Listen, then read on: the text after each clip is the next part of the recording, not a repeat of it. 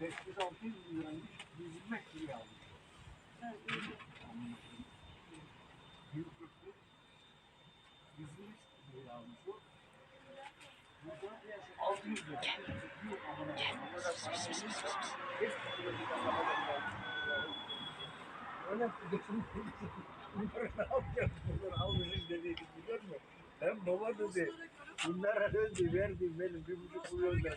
Şimdi 7 milyon lira para topluyor onlar. Senin kızın kafası çalışıyor. Lan hayret lan dedim. Evet. Kısa gömün kağıdı yapmış işte. Ama geciktiler.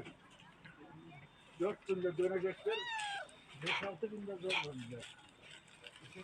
Sen böyle geçin bunları. Başka bir şey olur.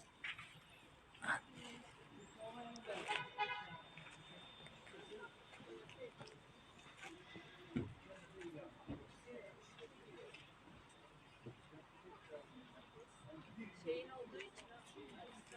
Ha, evet, aynen. Şey, dediğin gibi şey.